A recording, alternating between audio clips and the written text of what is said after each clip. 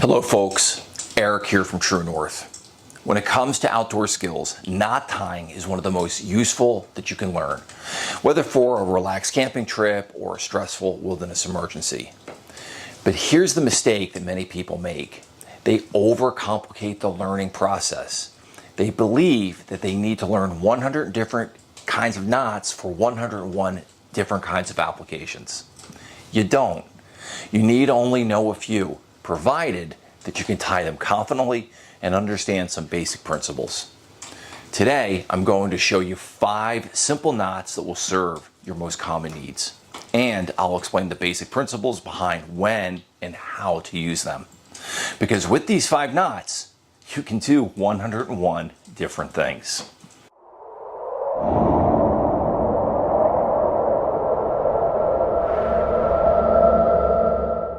In the outdoors, knowing how to tie knots can be useful, securing loads, setting up a tent, or hanging gear. In a wilderness emergency, knots can be life-saving, helping you to build a shelter, start a fire, even signal for help. So how many knots should you know? Well, that depends on your personal preferences and chosen activity. For car campers and hikers, maybe just 1 or 2. For rock climbers and sailors, quite likely a lot more. But for general use, I recommend just 5. They are the Timber Hitch, the Butterfly, the Simple Slip, the Trucker's Hitch, and the Clove Hitch. We teach these knots in our wilderness survival courses, and I use them all of the time, even at home, because they are simple to tie, they are easy to untie, and they are highly versatile. In the rest of this video, I'll show you how to tie each one. But before we start, here are 3 important considerations. First, don't get frustrated if your knots don't turn out perfectly at first. While these knots are simple ones, I know that simple is relative when you are learning any new skill. Tying knots confidently takes time. You need time to wrap your brain around the process, then more time to build the muscle memory in your fingers so that it feels natural in your hands. So pause and replay this video as necessary. Second, knot tying is a highly perishable skill. Even if you get these knots down perfectly today, don't assume that you'll remember them even just a few weeks from now. You may think that you'll remember, but trust me, you won't, especially when you need to tie them under stress, fatigue, cold weather, even injury. So be sure to practice regularly. Lastly, I know that there is likely a dozen different ways to tie each of these knots, but based on a lot of experience, I'm going to share with you my way because it offers ease of learning for a diverse mix of learning styles, the ease of tying even in harsh conditions, and the way each of the knots work together. So grab a length of cord, ideally 4 to 5 feet, and follow along. I find 550 cord, otherwise known as paracord, to be particularly practical. Now, let me introduce you to the first. The Timber Hitch.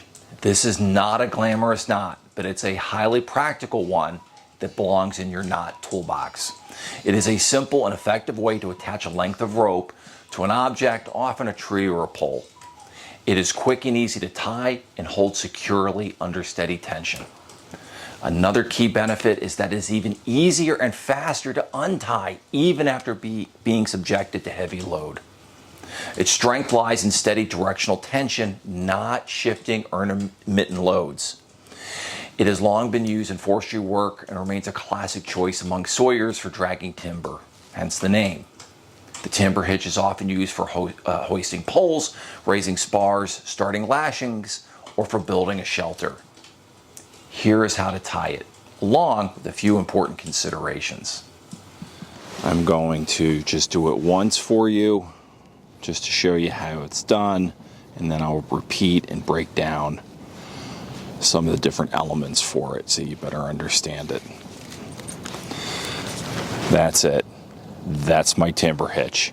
It's simple to tie. It holds very securely. I could secure that to an elephant and it's not going to come undone. Even better, even under tension, it's going to be easy to undo. allowing you to start over or do something else. That's it. Let me better explain. I take the leading end of my line, wrap it around the tree,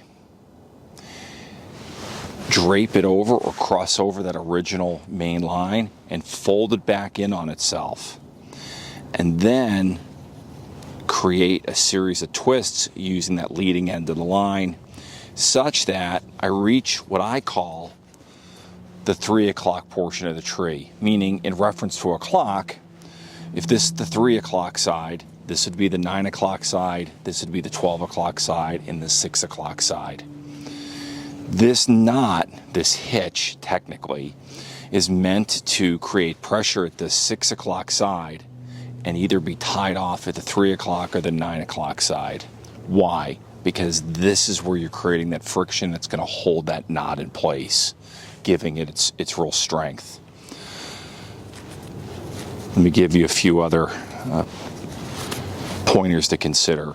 When I drape it around, it doesn't matter if I drape it over and cross back on itself or come underneath and cross back on itself, just so long as it crosses back on itself, in which case you could just slide and put that extra tension.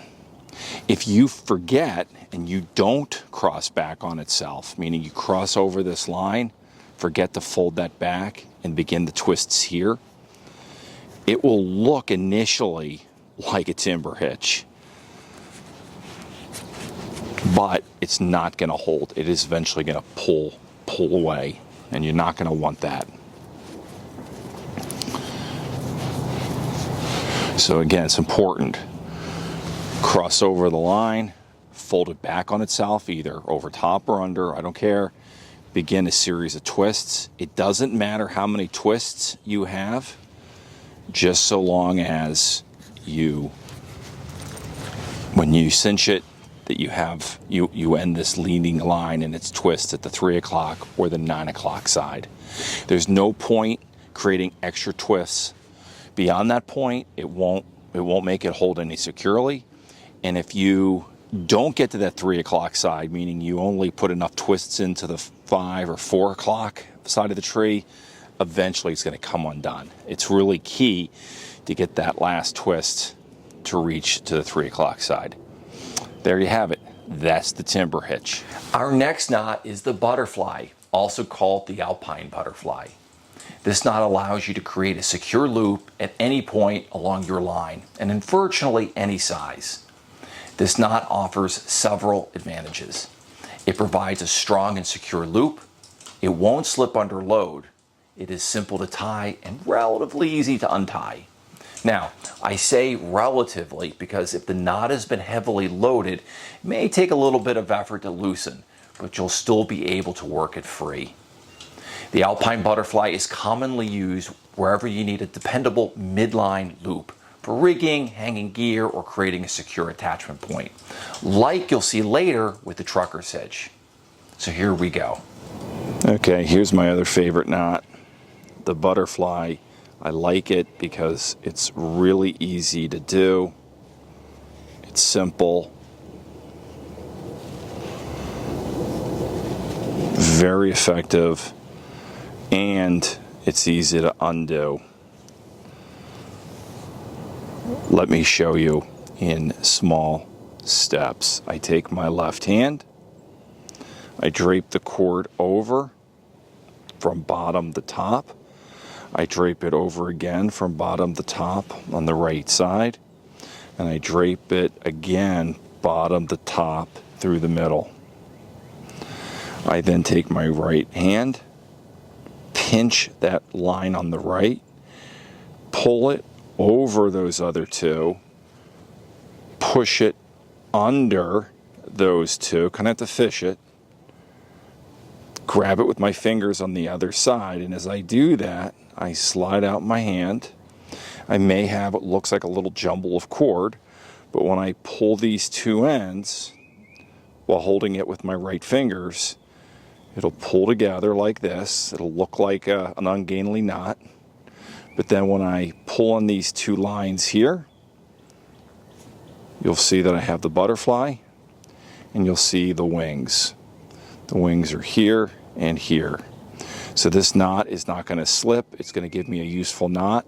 I can create a larger knot or a smaller knot by just varying how I tie the line. So you'll figure that out with practice. And to undo it, I simply take the two wings, loosen them, and pull them. And that's it. Now, for our third knot, the slip knot. This knot creates a quick release loop or noose that can be tied either midline or at the end of a piece of cordage. The loop tightens under load and can be released easily by pulling the free end. It is best suited for temporary applications where speed and ease of release are priorities. This knot works well for bundling items or serving as a simple tie-down point where you need tension on the line. Here it is. This is the slip knot. I like it because it's just very easy to tie. It's very effective by creating a very secure noose, and then is very easy to untie. Let me show you how I do it. Here's my main line. Here's the end. This continues on to the rest of my cord. I like to pull this cord horizontal like this. Take this end of the cord here. Fold this such that it looks like I've created the letter P. What do I mean by that? Here is the tail of my P. Here's the loop of the P. This tail is sitting right over top the main horizontal line that I have here. Then where I've pinched this, I fold over the loop of the P so that I can see that horizontal line on the other side. Then I use my left finger to pop that through and then reach around and grab it and then pull out as much cord as I need to adjust the size of my loop. From there, to make sure that I've tied this correctly, I usually stick my finger in here and then just slide this up and create tension that should hold. And if it does, you have your slip knot. And to undo it, just pull this end here, hold on to the other one, and just pull. It comes undone. There you have it. Nice and simple. Our fourth knot is a classic, the trucker's hitch. The trucker's hitch is a powerful self-binding knot commonly used to secure loads on trucks, trailers, and vehicle roof racks, hence the name. It provides a mechanical advantage. It'll allow you to tighten the cord with significant force before locking it off. The version that we teach is simply a combination of knots that you've seen already. The Timber Hitch, the Alpine Butterfly, plus a variant of the slip knot so that you can securely lock the knot. The trucker's hitch is ideal for securing cargo or creating a taut ridgeline for a shelter. Let's check it out. Okay guys, now on to what is probably my favorite knot, the trucker's hitch. Let me run it through for you, and then I'll take a minute to break each of the little steps down, and I'll just show you how it looks when it's done.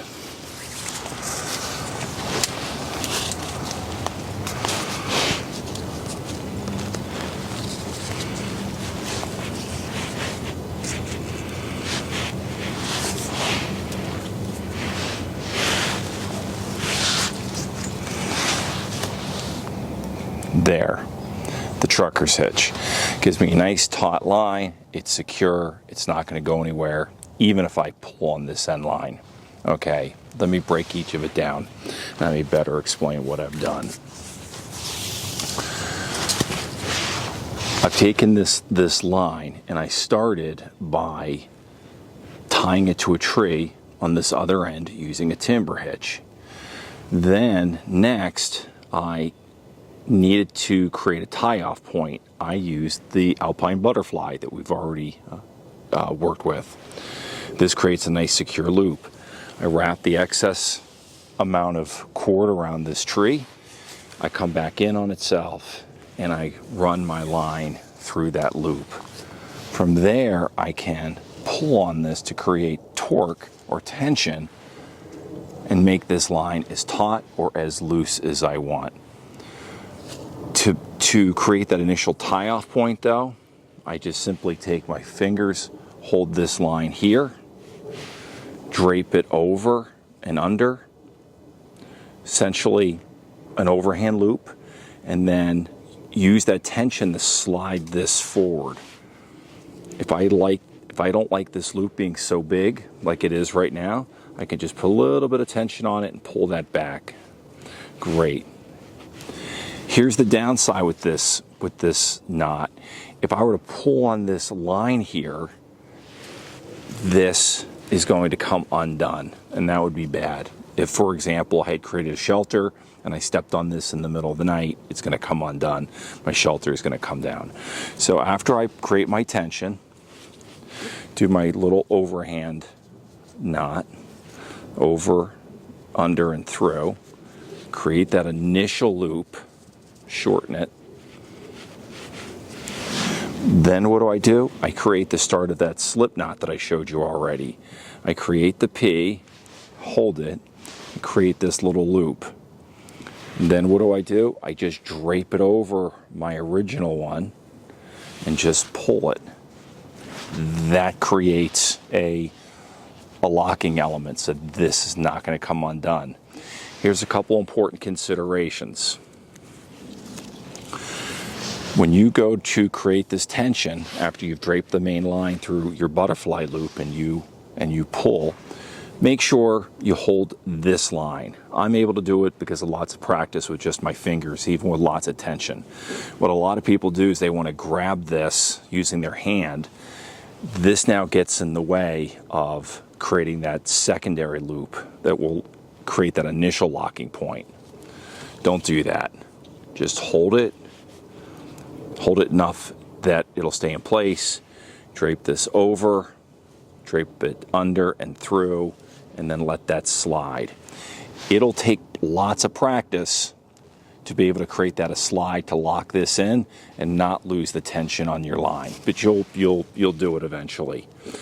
Then to lock this in, I take the start of my slip knot to create that initial P like I showed you, and then what do? I hold this up and drape it over the top just like that, just like I'm basically putting a hat on someone's head. That's how I imagine it. If you don't do that, if you flip it around and bring it upside down, it's not going to lock. It'll just pull around. Instead, again, make that P, pretend it's a hat, put it on someone's head, pull that line, and if you've done it correctly, it'll stay in place, and this will stay locked. There you have it, the trucker's hitch. Last, but definitely not least, is the clove hitch. The clove hitch is used to attach a rope to a post, pole, or other cylindrical object. It is quick and easy to tie and untie, making it a popular choice for securing and lashing. This knot holds best when the cord is under tension, for example, when securing the end of a tarp to a stake. Keep in mind that it can slip or work loose if the load is intermittent or unbalanced. So don't use it where safety or long-term security is required unless you back it up with additional knot or securing method. Without further delay, here it is. This is my last knot, the clove hitch, and I like it because it is very simple to do.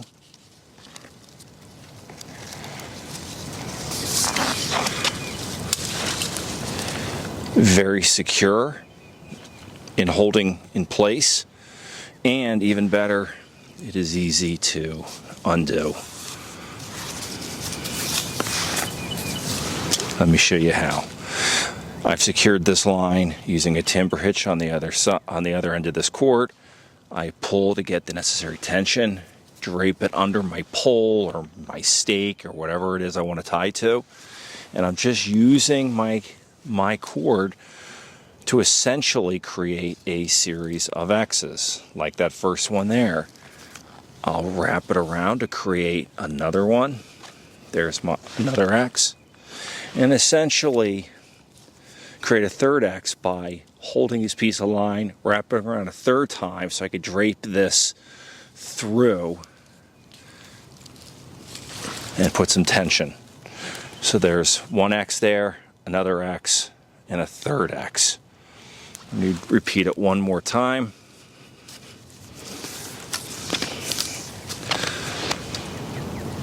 Drape it over with the appropriate amount of tension. Create an X. Create the other X. Hold this in place, feed it around, over and through.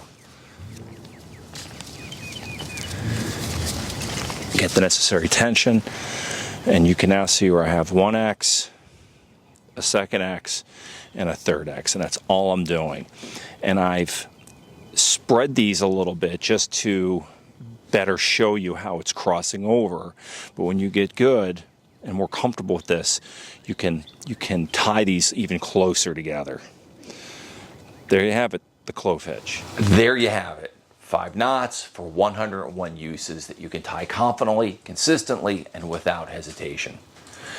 If you take the time to practice them, you'll find that they cover far more situations than you might expect, from routine camp tasks to unexpected emergencies.